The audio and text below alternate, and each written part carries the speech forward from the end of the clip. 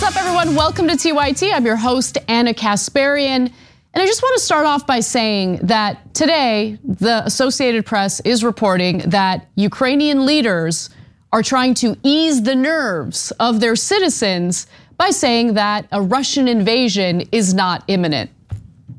So in other words, for everyone who was angry at me yesterday for not beating the war drums, I was right again. And look, I'm not doing that to take a victory lap, but I am mentioning it because, well, two reasons. Number one, I'm never gonna come on the show and just, fly by the seat of my pants. Is that what they say? I'm always gonna ensure that I have research and data to back up my points, okay? The moment I don't have the receipts, I don't have the data, you can call me out and I'll deserve it. The other thing is, I forgot what this is the other thing.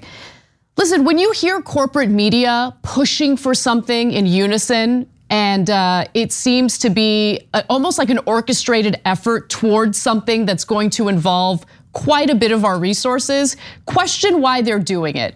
Question why it is that they don't ask why or how we're gonna pay for something like another war, this time with a nuclear power, while they simultaneously ask about how they're gonna pay for policies and provisions that we desperately need, including universal health care, including universal pre-K, all of the things that got blocked in the Senate in Biden's Build Back Better agenda. So this isn't me trying to tell you I'm better and I know what I'm talking about. This is really about trying to get you guys, for those who might be a little more skeptical of the point of view I had yesterday, to read the way media reports these stories with a critical lens. Don't take things at face value. Make sure you don't believe what they say regarding sources from various think tanks that are oftentimes funded by the defense industry. Just be a little more critical when you read these news reports and don't fall for that culture of fear that we get from corporate media, especially when it comes to foreign policy matters. Anyway, with that said, we have an awesome show ahead for you guys today. We're gonna have a guest on the show today in the first hour to discuss one of the little talked about issues involving homeless people in the country, some of the failed policies that we're seeing in states like California, so we're gonna address that. In the second hour, Francesca Fiorentini will be joining me again. Super happy and grateful that I get to host with her 2 days in a row. And then in the bonus episode for our members, John Idarola will join me to answer your questions. So if you're a member, you can actually send in your questions and we're gonna try to get to as many of them as we can. So yes, today is our monthly Ask Me Anything. Cenk isn't here, so John will be here to help me with that. So without further ado, why don't we get to our first story, because it's a perfect example of how we can't just rely on charity programs or mutual aid to do what we need the government to do what we need in regard to nationalizing pharmaceutical companies. So let's discuss. Covax, the organization behind this global initiative to push for worldwide COVID vaccination, is in a lot of trouble. Turns out that this global organization has run out of money, and this is not only a disaster when it comes to really combating and getting past COVID, it's also a disaster because it shows the vulnerabilities in place when we rely on a charity-driven model as opposed to really rethinking the profit model behind vaccinations and behind pharmaceutical companies. So Seth Berkley, who is the chief executive of Gavi, that is the vaccine alliance that helped form Covax, said that Covax will no longer be able to accept new dose donations that come without syringes or other components because it doesn't have the cash left to afford such items, which donor countries often do not provide. Asked how much money the project has left, Berkley answered bluntly, none. And how much money does Covax need to operate? How much money do they need in order to fulfill their objective of getting the low-income countries fully vaccinated? Well, Berkley said that Covax will need a whopping $5.2 billion to fund its vaccination efforts this year as the world continues to fight the highly transmissible Omicron variant and looks ahead to potential new mutations in the future. Now, in order to really understand the point that I'm trying to make with this story, I think it's important to see how it is that wealthier countries across the globe are needlessly making this pandemic last longer than it needs to, and how they're essentially hoarding vaccines. How were they able to do it? A lot of it has to do with the money that wealthy countries are willing to pay up front in the form of research and development, and also in the form of purchasing mass quantities of the vaccine ahead of time. They essentially get to jump ahead of the line. And this video explains in greater detail how that happens. By January 2021, 96% of the Pfizer-BioNTech vaccine doses that were scheduled to be produced by the end of the year had already been bought, and 100% of Moderna's. Countries representing 16% of the global population held over half of the doses from the most promising vaccine developers. Basically, rich countries got vaccines, poorer countries didn't. Most countries can't afford to make multiple high-risk investments early on, so they wait until the vaccine is further along in the approval process. And by then, they're already at the back of a very long line. Peru, for example, made a bilateral deal with AstraZeneca, but won't see those doses until at least September. Those that purchased first or made the biggest orders or invested into the research and development are standing at the front of the line, which is why the US has gotten 240 million doses of vaccine so far, at least. And most of the poor countries in the world don't have 240 million doses combined. So that video is a little outdated. So when you hear the figures there, just understand that it's a video that Vox had put out in April of 2021. But it did a good job explaining in detail how this process works, why it is that wealthier countries are able to jump ahead of the line and get access to these vaccines before low-income countries are able to do so. It is because of these deals that they make with pharmaceutical companies while providing a significant portion of the funding for research and development for the vaccines. And it also has to do with the fact that they have the resources necessary to buy mass quantities of the vaccines ahead of time in these deals.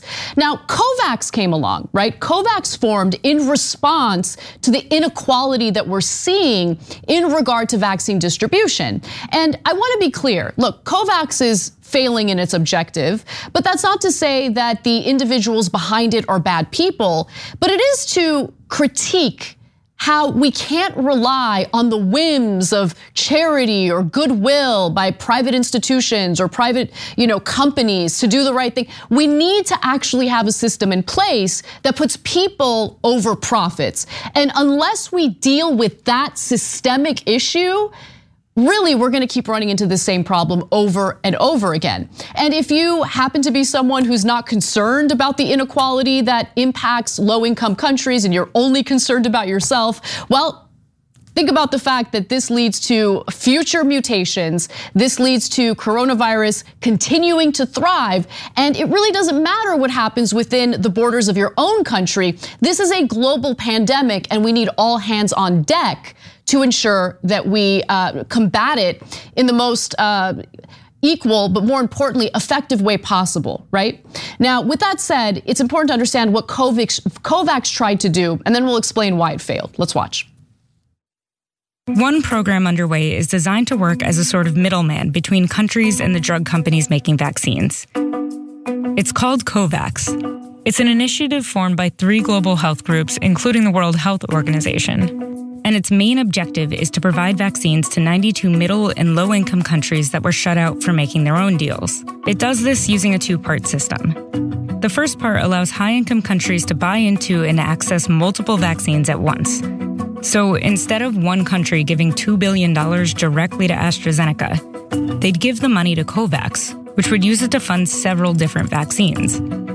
This way, if 1 or 2 of them failed early on, it wouldn't be a total loss. The other vaccines in the portfolio would make up for it.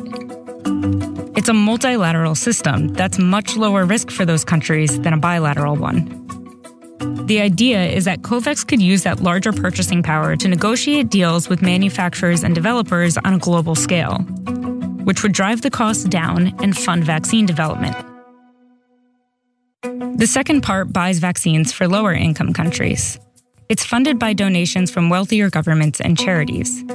The US alone has pledged $4 billion to this fund. That $4 billion clearly was not enough. As I mentioned early on in this story, Covax is now broke and does not have the funding necessary to continue on with its mission of purchasing vaccines on behalf of low-income countries and then distributing them. So this is a huge issue. And there are solutions to this. One of the solutions our president, Joe Biden, purported to be in favor of, and then he did absolutely nothing about. We need to waive vaccine patents to share that technology with low-income countries that are seeking to manufacture it on their own. That is a simple solution to it. But as we know, there is a very aggressive lobbying effort to prevent that from happening, not just here in the United States, but also in several wealthy European countries as well. As you know, an epidemiologist from Yale says in this tweet, this is why the charity model of vaccine delivery cannot work. We hoarded doses, made big promises, and yet shared that technology now for mRNA COVID-19 vaccines. Pfizer and Moderna are prolonging this pandemic with their greed. And that's absolutely true. And again, let me just reiterate, Biden supports waiving the vaccine, patents rhetorically. I mean, he put the language out there, but he needs to do more than that.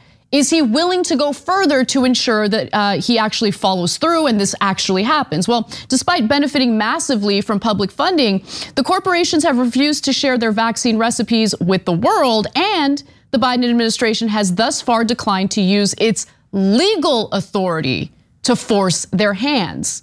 Again, saying that you support waiving the vaccine patents is very different from actually using the power you have to make it happen. And Biden has not made it happen. And of course, there's also been pushback from wealthy European countries as well. Now, there are other issues with Covax, and I wanted to get into that. Since its inception in 2020, the vaccine delivery effort has been hindered by internal dysfunction, as well as pharmaceutical companies not living up to their contractual obligations, leaving Covax with fewer doses than expected. And doses also frequently arrived in recipient countries later than planned or close to their expiration dates, leading to significant waste. Seems like there's a far more efficient way to do this. Let me continue. And if you want to take a look at how much this inequality, vaccine inequality, impacts low-income countries, to date, just 9.7% of people in low-income countries have received at least just one coronavirus vaccine dose, according to Our World in Data. One recent analysis estimated that the world needs around 22 billion additional mRNA doses to end the global pandemic. It's just so abundantly clear that what's standing in the way of dealing with this pandemic effectively is the profit motive that's been in place for a while. We've all experienced it on a personal level when we have a medical emergency, when someone in our family needs a pharmaceutical drug to stay alive and they can't afford it. We've all experienced it on a personal level. Now, for the first time in a very long time in this country, we're dealing with it on a mass scale, and it's not just about this country, it's about the globe. When you put profits over human lives, this is what you're gonna get again and again. You're gonna have a shortage of hospital beds because it just doesn't make sense profit-wise to have hospital beds that typically sit empty for several years on end. Okay, you're going to have a system in place where some people have an abundance of access to vaccines and other countries have no access at all. You're gonna have a situation where a pandemic could be dealt with effectively, but is needlessly prolonged because there is a profit motive in place that makes it so. That is the real problem. This is not a negative commentary on the good intentions of Covax, but it is to show that when we just sit back and rely on charities to handle things, we're gonna see failure and we're gonna see people die. And so the next time you hear someone whining about how COVID just won't end, let them know about what's really going on. Let them know about how this is an easily transmittable virus, something that is impacting not just this country, but the world. And the profit motive and the systemic issues that we have in place is preventing us from getting past it. All right, we got to take a quick break. When we come back, I'm going to have a guest on, Michael Schellenberger, to talk about his book, which has a super provocative title. And we'll discuss the homelessness issue in California and what he has found through his research on the issue. We'll be right back.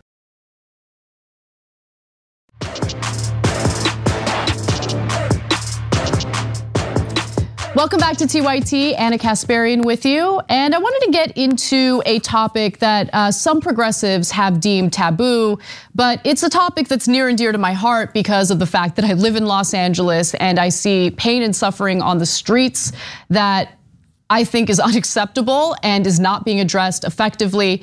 And hopefully through conversations like the ones that we're about to have, we can find some real solutions. And so let's do it. Let's get to it. I want to share some data with you. The homeless population has exploded in the United States in recent years, certainly during the pandemic, where we have seen encampments grow larger and suffering on honestly every street corner in places like Los Angeles and San Francisco. One thing that's undeniable, though, is the prevalence of severe mental illness and also deaths from drug overdoses. These are things that are studied. These are things that are provable through data. Yet it's something that seems to be ignored by the very advocates who claim to care about the well-being and welfare of those who end up on the streets. So let's take a look at the numbers. The Los Angeles Times examined more than 4,000 questionnaires taken as part of 2019's point-in-time count and found that about 76% of individuals living outside on the streets reported being or were observed to be affected by mental illness, substance abuse, poor health, or a physical disability. Now that is a broad range of categories, as you can see, right? So let's get a little more specific. Individually, substance abuse affects 46% of those living on the streets, more than 3 times the rate previously reported. And mental illness, including post-traumatic stress disorder, affects 51% of those living on the streets, according to the analysis. And as we've shared on the show before, the number of drug overdoses has also exploded, especially during the pandemic. It is incredibly heartbreaking. And these numbers I'm about to share with you are actually a little outdated. They're from 2019. But here's what we know. Drug overdoses have been the leading cause of death among the homeless in Los Angeles County since 2017, increasing 84% between 2016 and 2019. According to the county, a person experiencing homelessness is 36 times more likely to die of a drug overdose than a person in the general population. Now, recently in San Francisco, Mayor London Breed declared a state of emergency over drug overdose deaths among the city's homeless. In fact, drug-related fatalities are on the rise and outpaced COVID deaths in the city last year by 2 to 1. This is real, this is happening. But for some reason, just bringing this up tends to be one of the most taboo things you could imagine online. Ignoring this problem doesn't make it go away. And I also want to be fair to the advocates who are a little afraid of talking about these issues. They're worried about stigmatizing, they're worried about stereotyping, and I think that that is a legitimate concern to have. But unless we actually address the reality on the ground, unless we can properly diagnose what the issue is, we're not able to provide the services or the solutions necessary to keep people healthy and alive. Simply allowing people to die on our sidewalks is not acceptable. It is not. And that is what's happening in Los Angeles. That is what's happening in San Francisco. And I'm tired of pretending like it's not happening. I'm tired of pretending like just offering housing is the only solution. We need to do more than that. Yes, housing is a problem. I have addressed that on the show many, many times, but that is not the only problem. And that's why I want to talk about this today. The Los Angeles Homeless Services Authority, which conducts its own annual report, interpreted the data to produce much lower numbers. So they do their own. And so when you compare the Los Angeles Times and its analysis to the Los Angeles Homeless Services Authority, you'll notice a significant difference. In its presentation of the results to elected officials, the agency said only 29% of the homeless population had either a mental illness or substance abuse disorder, and therefore 71% did not have a serious mental illness and or report substance use disorder. For example, and this is the methodology that they use, disclosures of having serious mental illness, depression, or PTSD were counted only if they also answered a secondary question stating that it was permanent or long-term. That omission reduced the mental illness rate by 11.4 percentage points. And remember, we're talking about surveys that are being answered by the homeless population. Any survey that relies on a person to answer about him or herself is gonna have some human error involved. And the methodology here for the Los Angeles Homeless Services Authority is a little flawed, if you ask me. So let me give you some more data, because it's not just the Los Angeles Times and its own analysis that found higher numbers. UCLA actually did its own study into this, and they found even higher numbers. So let's take a look at this graph that compares the Los Angeles Homeless Services Authority, the Los Angeles Times, and UCLA. When it comes to mental illness, as you can see, UCLA has far higher numbers. 78% of the homeless population, according to UCLA, has a mental health issue. The Los Angeles Times had it at 51%, and I'm sorry, the Los Angeles Times had it at sorry about that. At 51%, and then you have the Homeless Authority, Services Authority at 25%. And so you can see the numbers there. When it comes to substance abuse, UCLA has higher numbers than the Los Angeles Times. And so there's just this weird disconnect happening. And it's incredibly frustrating to see it, because again, this is more than just a housing issue. We need to provide mental health services. We need to focus on drug rehabilitation. And so I came across a book that was recommended to me by a friend, and I had a knee-jerk reaction to it. Didn't like the title, just gonna keep it real. But then I forced myself to read it. And after reading it, I realized that there were valid points that I wanted to discuss with the author. So joining me now is Michael Schellenberger, author of San Francisco, Why Progressives Ruin Cities. Michael, thank you so much for joining us. Thanks for having me, Anna. So Michael, I actually want to start off discussing just briefly the title of your book, because I've read your book, and in it, I think you make an important point, an important distinction in terms of what is being advocated for by homeless advocates, which is really this libertarian policy. So on one hand, you define it as libertarian, but then you blame it on progressivism, at least in your title, and then a little bit throughout your book as well. Why do you do that? Sure, and let me just start by saying that I come from the radical left. In the late 1990s, I worked for George Soros's foundation to advocate drug decriminalization. I worked with Maxine Waters to advocate needle exchange, organizing civil rights leaders.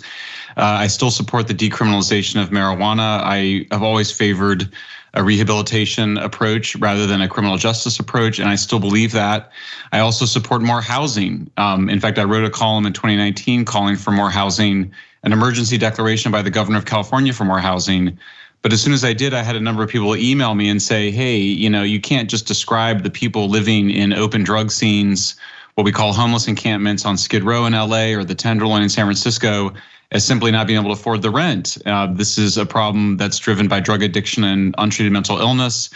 I interviewed one of the major homeless service providers in Los Angeles, what percentage of people he thought living on the streets were suffering from substance use disorder, which is what we call addiction these days. And he said 100%. And I thought that sounded crazy high. So I thought maybe he was conservative. So I interviewed a very progressive woman who became a character, a real person, Susan Partovi, harm reduction advocate, works with people on the streets. And I asked her, and she said 100%. She said people don't come to live here if they can't afford the rent. People come here for the open drug scene, which is people living in the open air drug market.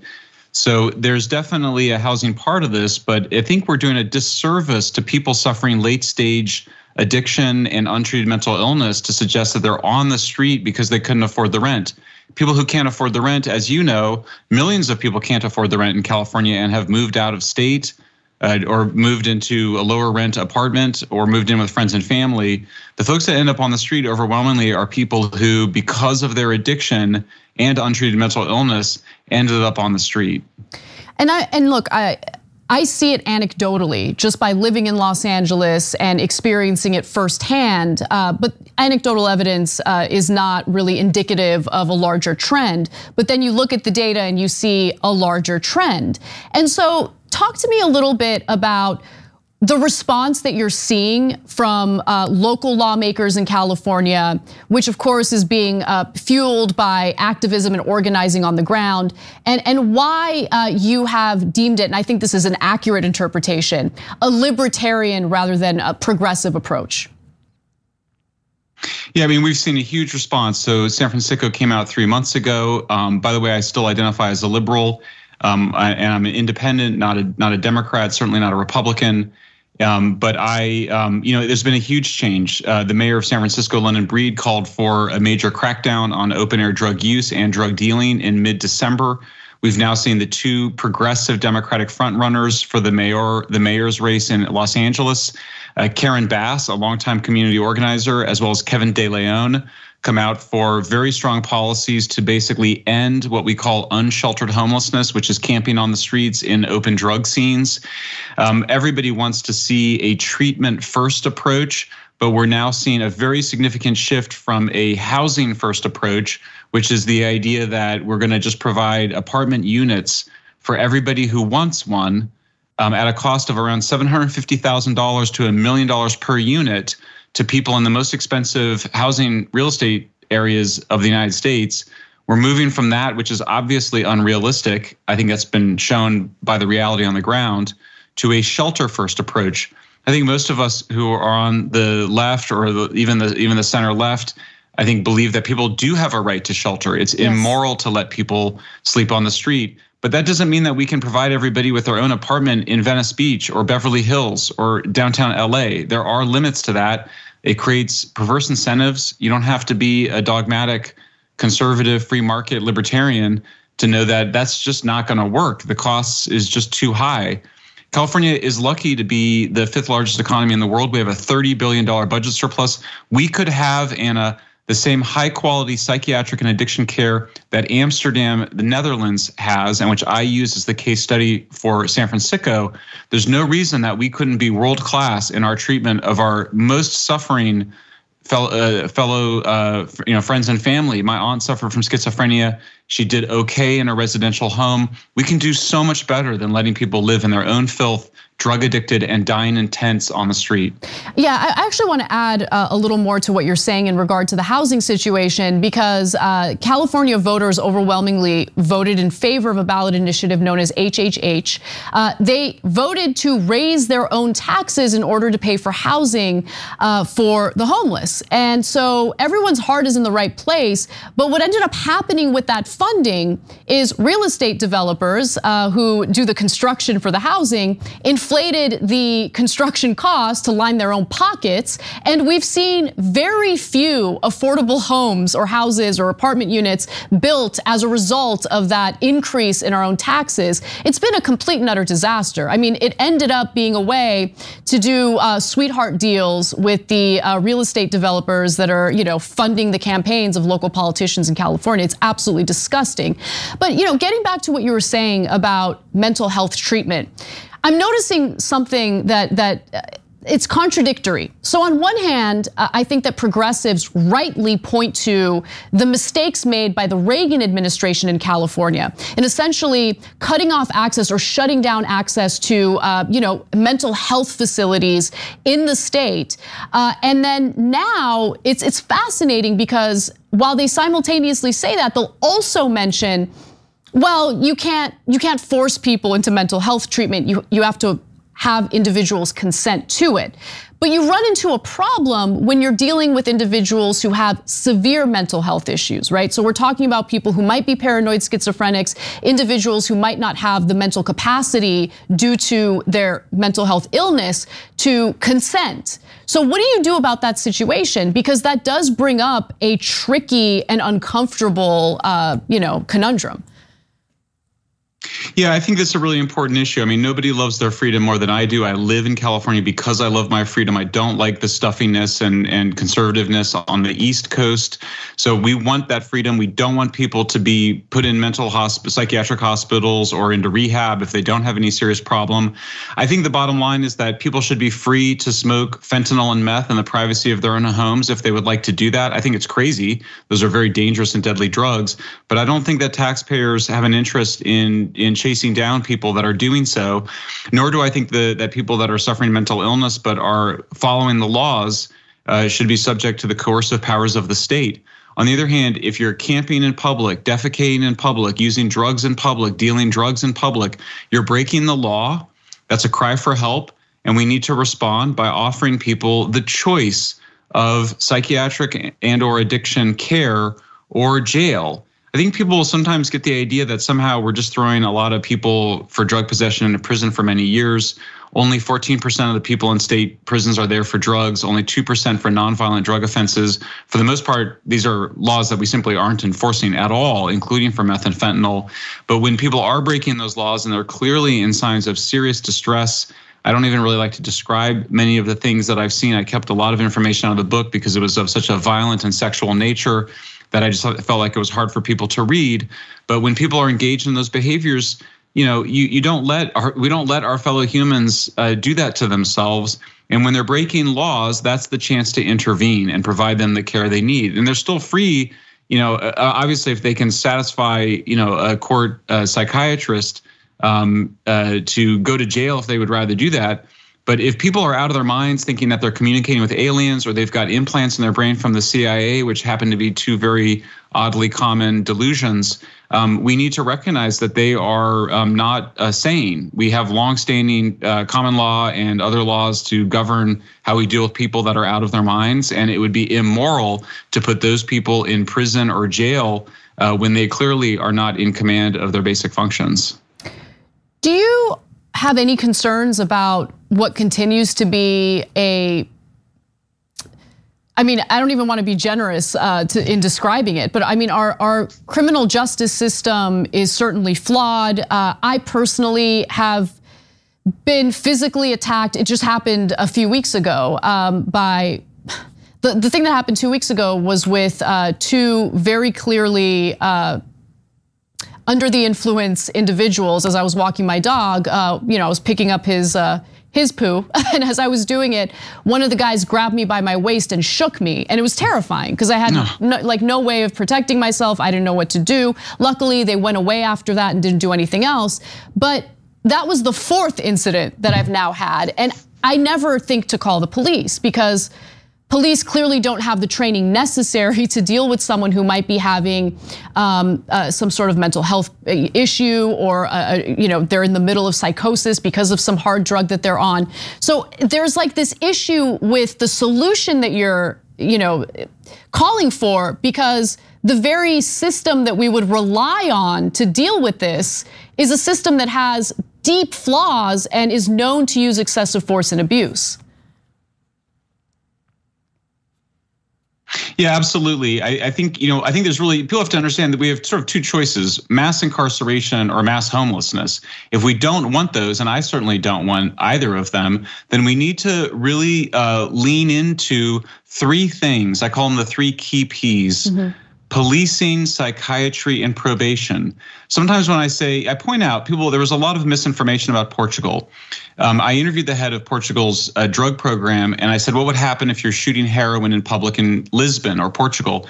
And he said, you would be arrested. You'd be brought to the police station. Arresting people is not the same thing as throwing them in prison. You can arrest people and get them the care they need. It just means to stop them and intervene in some action. So if you have better policing, you both deter crimes, you also get people the help that they need when they need it.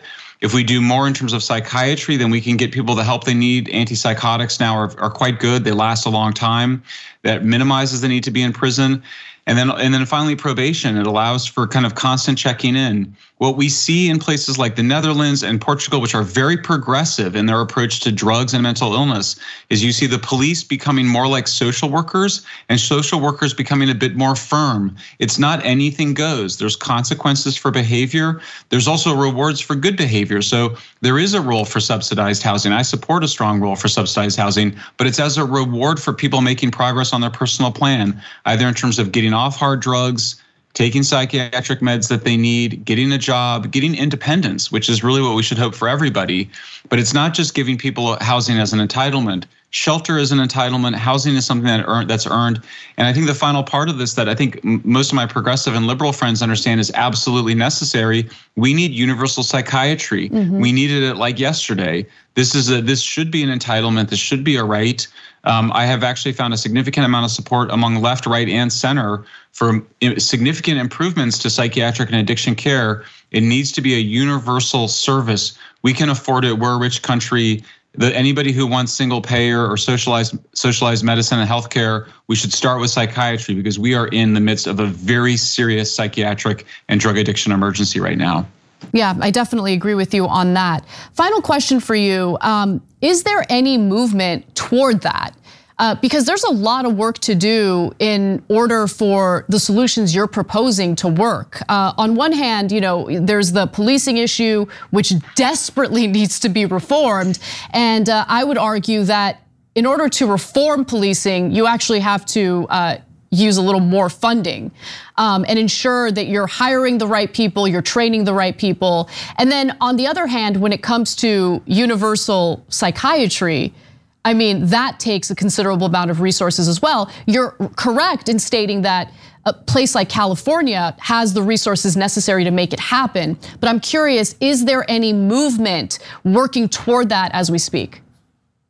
Very significant movement. And in fact, there's been a really lovely history, a secret history in some ways, or little known history of Republicans and Democrats working together to expand mental health care. It's an issue that had been shrouded in shame and taboo for many decades. But there is a law in the books that says that we need what's called so-called parity in terms of health insurance providers, including the government, providing equal treatment for mental health issues as well as physical health issues. The system hasn't responded in the way that it needs to, in part because we've just got some very radical libertarian demands that people not face consequences for their behaviors when they are suffering mental illness. They need consequences for their behavior for mental illness. When people with schizophrenia are engaged in taking off all their clothes or violently attacking people, whether it's from schizophrenia or from meth, there need to be consequences because that's how people get their help. So I've seen a significant amount of support on the right from groups like Manhattan Institute, American Enterprise Institute, on the left from Brookings Institution, Center for American Progress. All of these groups want to see a significant expansion of psychiatric care. We saw that President Biden has just announced a major increase, a proposed increase in funding for the police. You're absolutely right. If you're narrowly concerned around police violence, you should want more police. The evidence shows that you need more police, not fewer, to reduce violence. One of the things that we discovered that's extraordinary, nobody knows, is that Europeans spend more money on police and have more police per capita than we have in the United States. So there's a perception sometimes that we over-police ourselves. It's not the case. So I think we're seeing significant movement. I think we're seeing big bipartisan agreement that defunding the police was a bad idea. We need to refund the police and we need to improve policing. Absolutely. But that means you need more police so you can have more time for trainings. You got to have more police to weed out the bad apples. And then I think we need to see expanded use of probation. Nobody wants to use electronic monitors or drug testing if you don't have to, but those are certainly much better alternatives than locking people up in prison. It means that people can be at home with their families even after they've committed sometimes even serious offenses. There's a significant, I believe, a strong amount of middle ground between left and right in these issues. I think now that we're a year and a half since the George Floyd killing, there is more willingness on both sides to pursue these really sensible middle ground approaches that when you really look at them, it's hard to figure out whether they're liberal or conservative or just common sense. Yeah, and I would say, it's not just about throwing more money at police departments, but ensuring that they focus on having higher standards in regard to who they hire. I mean, if you look at police departments that have higher standards for education, for instance, they typically have less incidents involving accusations of excessive force, which should be considered an incredibly important job, and the vetting for that job should be far more extensive than what we're seeing now. And I think that it does require more resources in order to push for that type of system as opposed to what we're seeing today. All right, Michael Schellenberger, thank you for being generous with your time and sharing your perspective. And I just want to note, this network is known as a very progressive network, and we gave you a platform to share your perspective. I know, yes, I know that you were concerned about progressive censoring you, but I think it's important to have these conversations. Thank you so much. I appreciate the dialogue very much. So do I. Thank you again. And everyone, we're going to take a brief break. We'll be right back.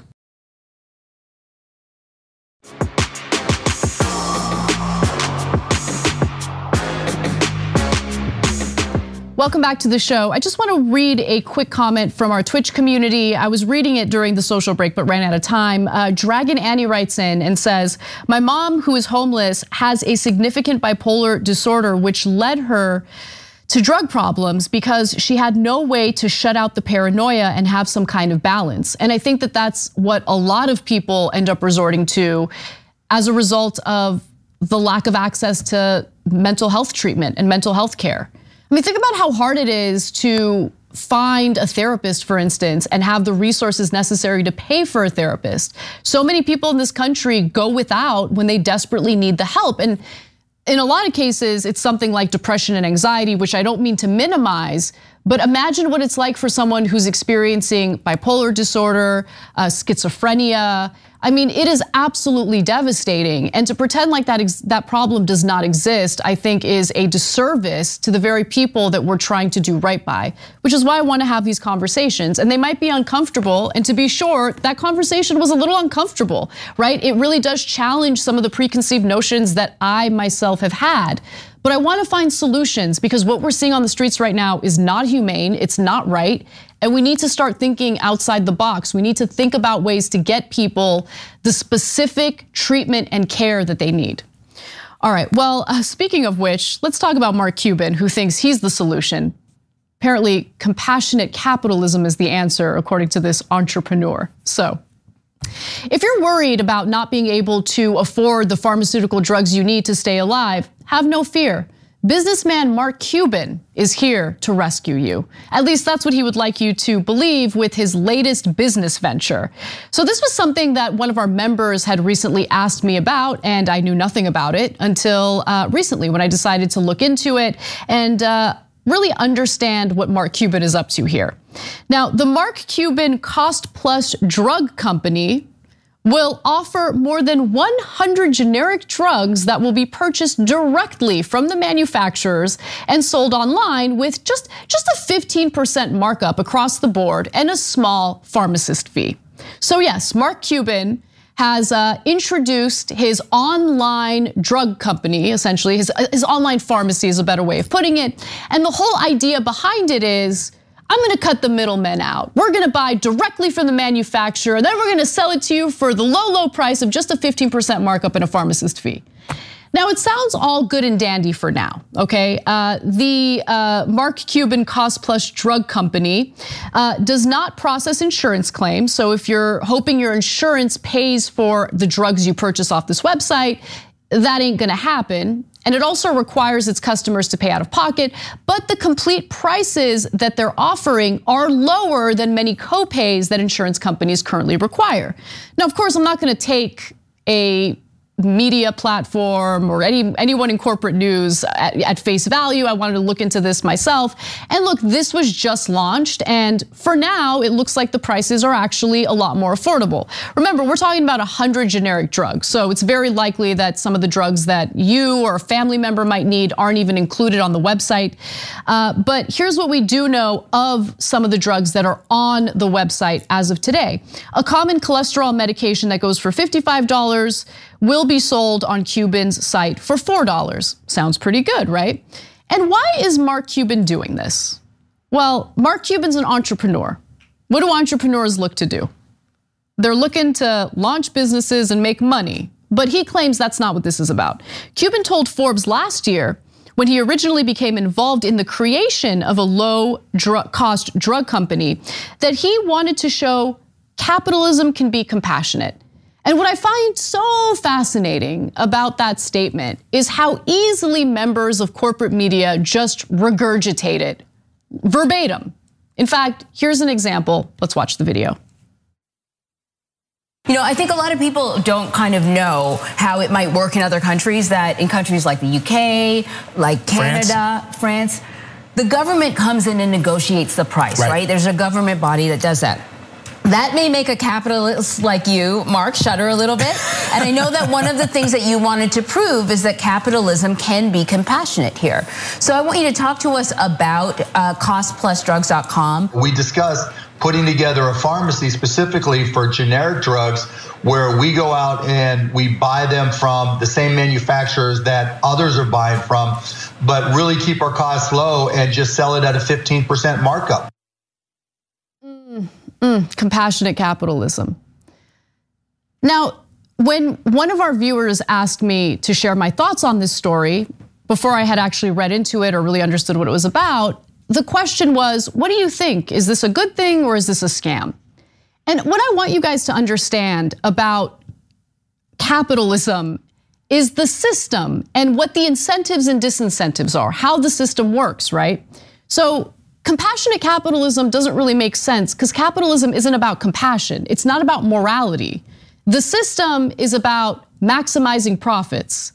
And as we know, the executives, the business owners have a what? A fiduciary responsibility to return on the investor's investment into the company, to provide a return on that investment. And so the question is, all right, cool, he launched this. Is this some sort of nonprofit? Obviously not. He's referring to it as compassionate capitalism, which means that there are funders, right? And by the way, no outlet that reported on this touched on what I'm about to talk about at all. Not even for a second. Everyone's like, oh, Mark Cuban, he's such a good guy. He's able to do what Congress can't do. And by the way, Congress, I'm not giving them any brownie points. They don't get any cookies. Congress hasn't done anything in regard to making pharmaceutical drugs affordable for Americans. They can't even allow for Medicare to negotiate drug prices directly with pharmaceutical companies because they're so beholden to the private pharmaceutical companies. They take the legalized bribes and then they do the pharmaceutical companies' bidding. We know that.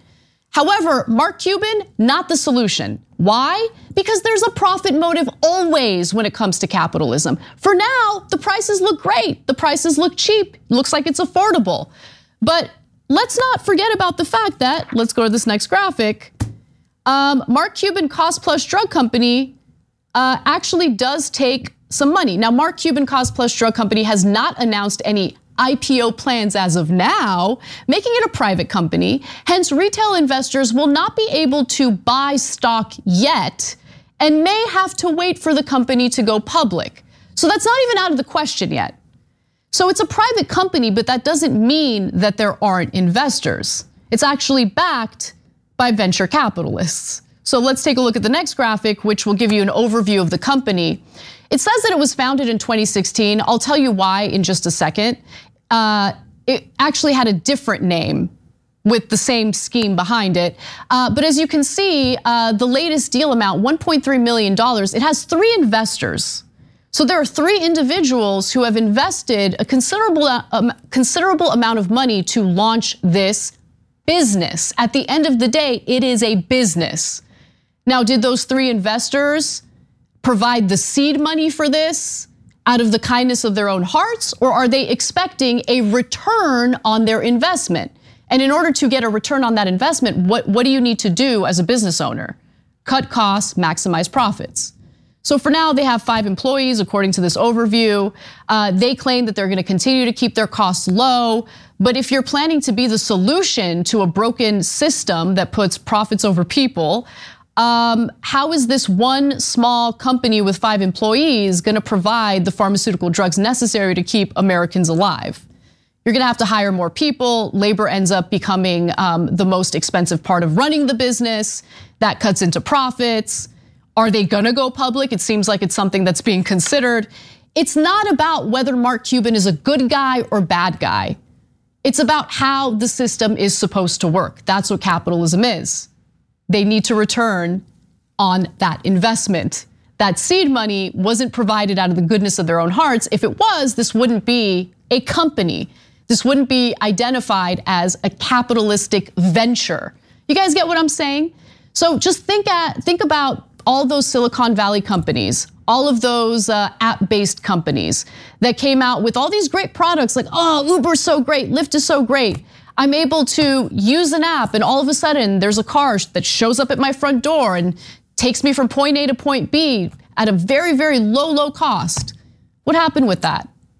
They wanted to monopolize the market, and as soon as they got close to it, the investors stopped subsidizing the ride-sharing app. They stopped partly paying for each ride that you take with either Uber or Lyft or whatever other app-based program you're using. So my point is, it might start off as something that looks shiny and new and exciting, but pay attention to the system that's propping it up, because all you need to really look at is what that system forces the executives at that company to do: maximize profits, because they literally have a fiduciary responsibility to do so. So who knows, they might prove me wrong. Compassionate capitalism is not something that I'll ever buy into, because again, it's not about compassion, it's about how the system works. All right, I went super long with that and didn't expect to. We gotta take a quick break, but when we come back, Francesca Fiorentini will be joining me to talk about a whole host of stories, including a great piece of news in regard to the Kroger workers' strike. So we've got that and more when we come back. Thanks for listening to the full episode of The Young Turks. Support our work, listen ad-free, access members-only bonus content, and more by subscribing to Apple Podcasts at apple.co/TYT. I'm your host, Cenk Uygur, and I'll see you soon.